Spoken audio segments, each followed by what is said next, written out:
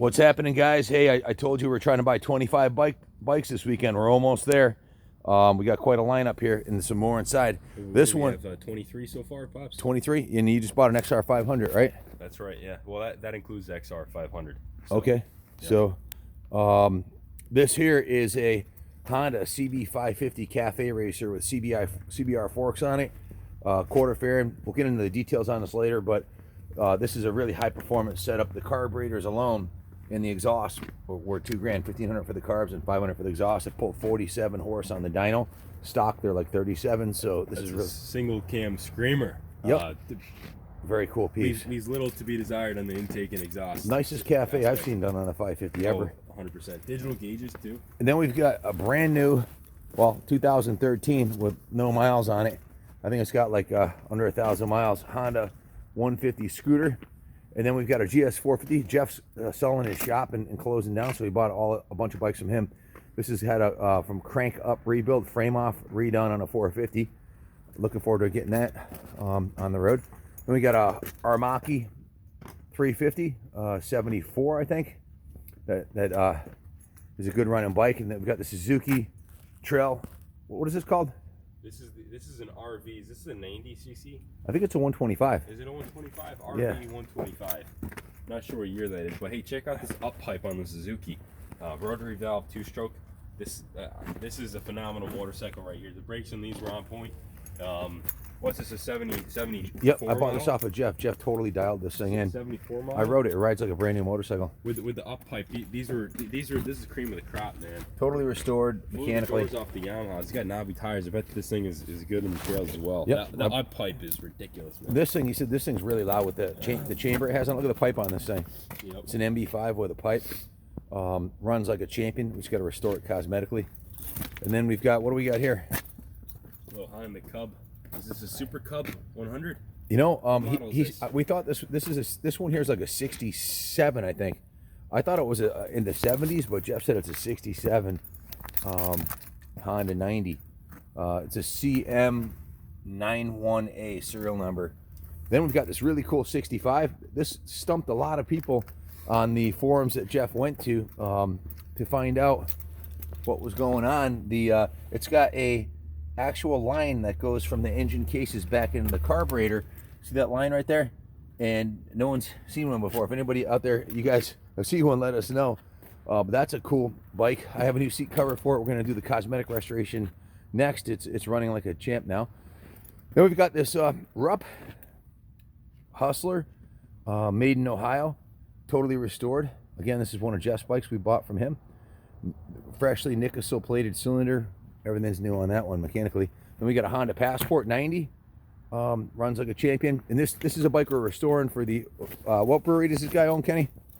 This is the Thomas Hooker Brewery. Thomas Hooker Brewery. Guy's got a major brewery, and he wants us to restore this thing. And I don't know if the pictures do justice just how crusty this thing is right now, but we're gonna go. It's really bad. Rust and crust, but still a vintage Yamaha.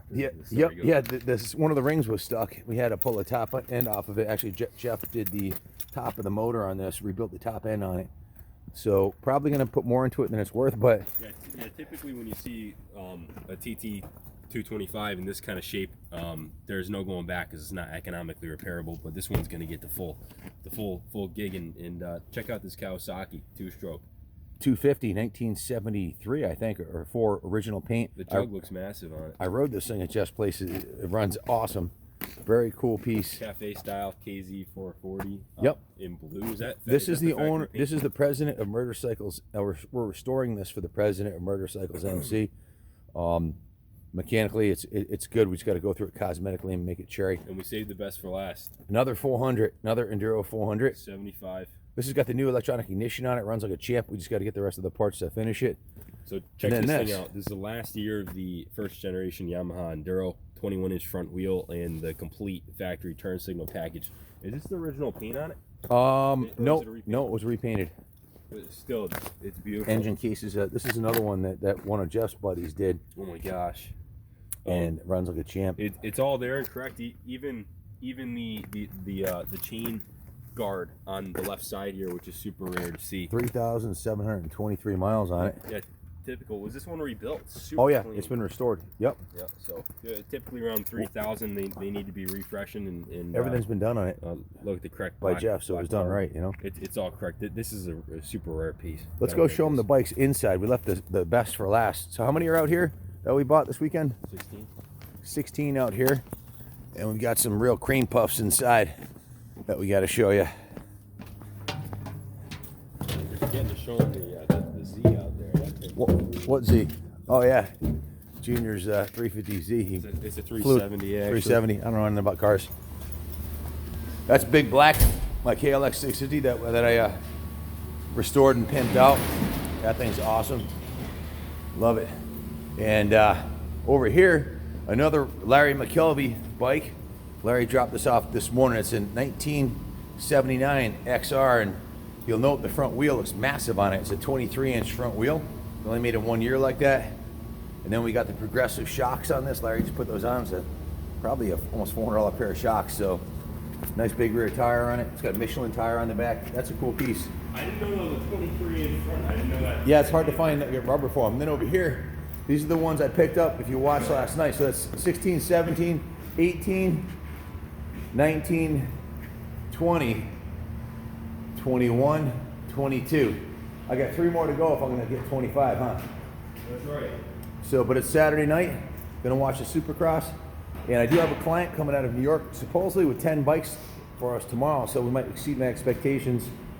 Stay tuned. 17, 18, 19, 20, 22 so far. There's a good chance we might end up with 30 or more bikes here that we're gonna go through, get them dialed in perfectly. When we restore the bikes, sometimes we do a frame off, sometimes we value engineer it and try to do a bike so that it's affordable. If you do a frame off on this bike right here, you're gonna add probably 20 to 30 hours labor and a lot more expense. So sometimes if it doesn't need it, we'll just do an in-frame and keep the price down because you know, it all adds up, time and materials. But that's a beautiful BSA. This 1956 BMW R27 and the 73 Norton Commando that just came in. So we'll have a full house for the guys when they get in here Monday morning. This is Dan from Resurrection Cycles. His chopper with a 1327 motor in it. So stay tuned, we got some great stuff coming.